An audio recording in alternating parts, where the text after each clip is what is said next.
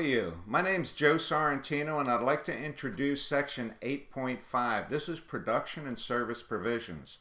This is an important section because it takes a lot of control over what's going on within your company to make sure that we keep the same process going over and over so we can reproduce the same product and the same quality over and over again.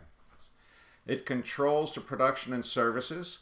It deals with identification and traceability, property belonging to the customer or suppliers. It deals with preservation of the product, of what we're doing and the materials, the raw materials we use to do that with.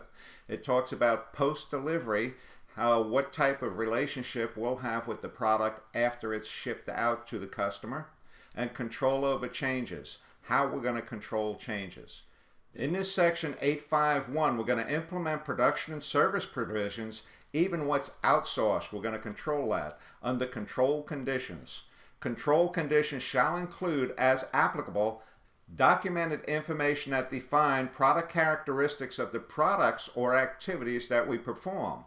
Results to be achieved, such as the acceptance criteria, what I call the acceptance criteria, and the availability and use of suitable measurement and monitoring resources. What type of resources we have to produce a good product, to make sure that product is produced at the quality level it needs to be.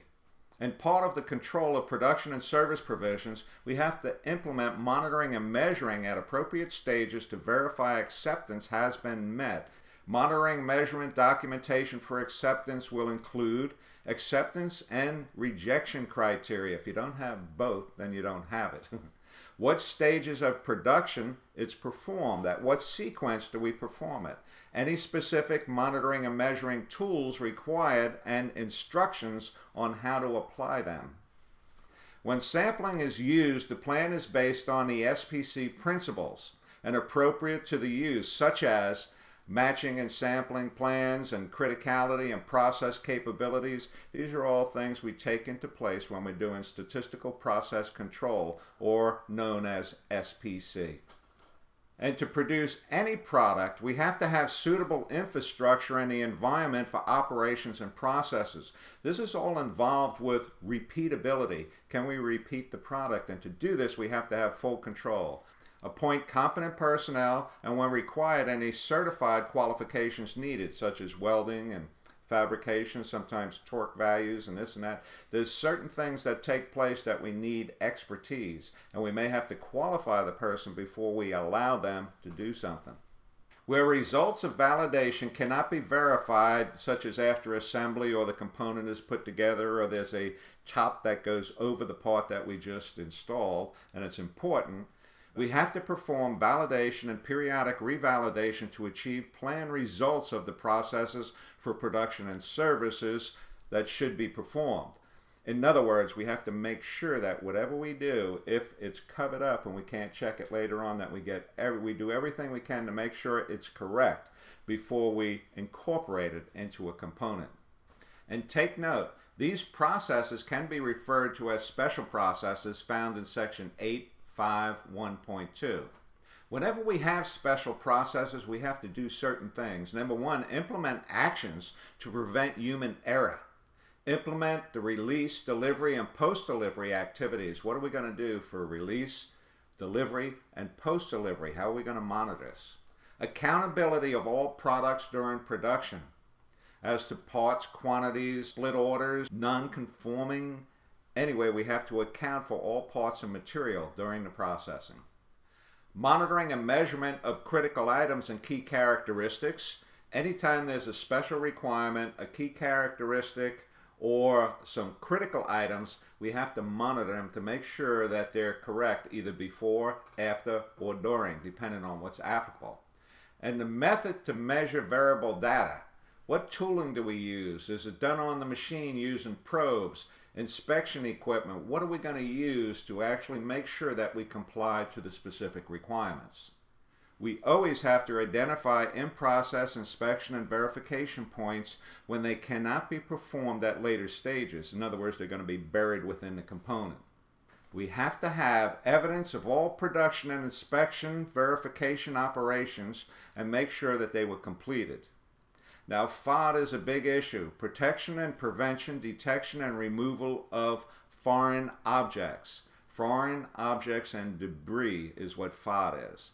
And we always have to make sure it's not incorporated in our product and can interfere with its function. We always have to control monitoring utilities and supplies. All water, compressed air, electricity, chemical products. We do this to make sure that we have a full scope of what it takes to produce this product. And to do that, we also have to understand our utilities and water and pressure and air and electricity, all this stuff. It's all part of manufacturing and all plays a part in manufacturing. And one thing that's really important is always establish workmanship criteria. What's acceptable for our workers? When they're doing work, what is acceptable and what's not? Workmanship criteria. The control of production equipment and software, 851.1. Equipment and tools and software programs used, automated controls, monitoring and measuring production processes shall be validated prior to final production release and maintained. In other words, keep track of all pieces of equipment, especially if they're automated and so forth, how we control the repeatability of that equipment. Storage requirements shall be defined for production equipment and tooling. And then we talk about what we used to call planned maintenance. Periodic preservation or condition checks. What they're saying is have a maintenance schedule for all this equipment, production equipment and software, to make sure that it's functioning at the peak or the desired quality levels. In section 8512, which is the validation and control over special processes. When we're talking about special processes, when the results cannot be verified by subsequent monitoring and measurement, we have to establish arrangements for the processes, including, as applicable, what criteria to be used to verify or to review and approve. Approval of the facility and qualification of personnel. The use of specified methods and procedures to implement and monitor the process. And requirements for documentation and documented retention periods. What document is required and how long do we have to keep it? In section 851.3, it says to ensure production process is capable for a consistent product. Representative items such as first article inspections from the first production run of new parts or assemblies to verify the capability to meet the requirements. What requirements have to be met?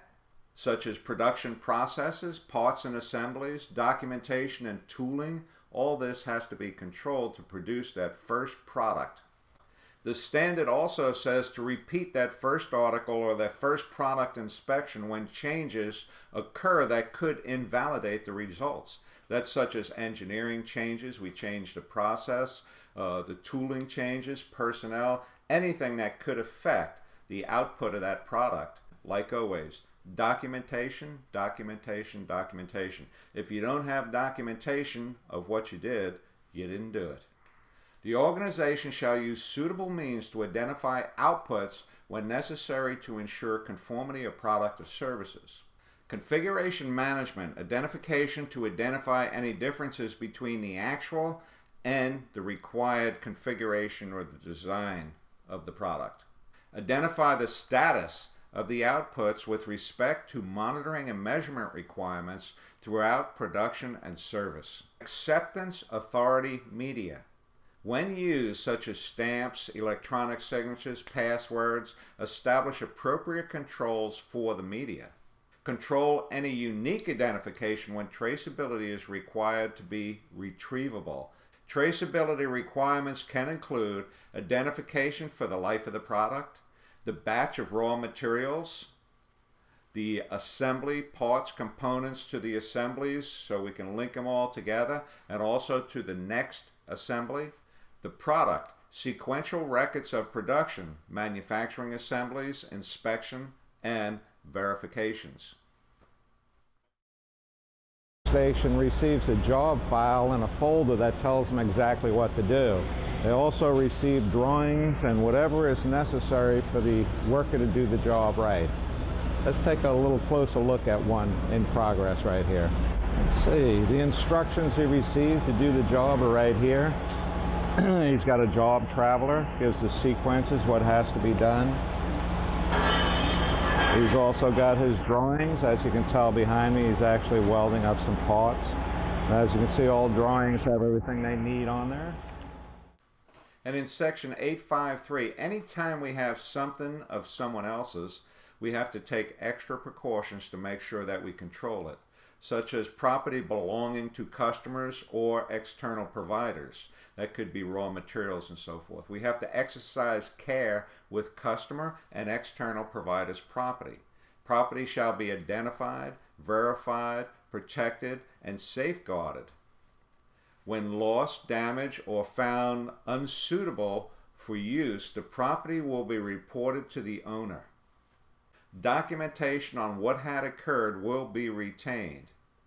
And there's a note, property can include material components, tooling, equipment, the premises, intellectual property, and personal data. The organization shall preserve the output during production and services to ensure conformity to requirements. Preservation shall include, as applicable, specifications, statutory and regulatory requirements, and cleaning. It could be cleaning, prevention, detection, and removal of foreign objects, FOD, special handling and storage for sensitive products, marking and labeling, safety warnings and cautions, shelf life controls and stock rotation, and special handling and storage for hazardous material. And in section 855, post-delivery activities, we have to determine the extent of post-delivery activities required. In other words, consider statutory and regulatory requirements. Are there any of them established? Potential undesired consequences, and can something happen in the future because of components or processes or workmanship or something we did? The nature, use, and intended lifetime. We have to determine what its intended lifetime is to make sure that we meet all them requirements. And also if there's any customer requirements and customer feedback. Anytime we're talking about post-delivery, we need the collection and analysis of in-service data, its performance, its reliabilities, lessons learned, any information that we can get from post-delivery after it's delivered. In other words, it's in service. What kind of information can come back? This can be very rewarding for us. We have to control and update technical documentation related to the product, such as maintenance, repair, and overhaul manuals, and so on. Control all off-site work by the organization. Anytime work is under our umbrella and it's off-site, we are obligated to control that. Product service support, such as queries, training, warranties, maintenance, replacement part, resources, obsolescence, we have to make sure that we have control over that. When problems are detected after delivery, take appropriate action to investigate and report. Do a root cause analysis on that. Then we get to the control of changes. Section 856. Review and control changes for production or services to ensure conformity with the requirements. We always have to make sure that personnel authorized to approve production or service changes shall be identified. Who are these people that can make the changes? And as always, retain documented information describing the results of the reviews of changes, the person authorizing the change, and any necessary actions arising from this review. The next section we're going to deal with is section 8.6, the release of products and services to our customers. When they go out of our hands and go into the hands of our customer or our end user, what do we have to do?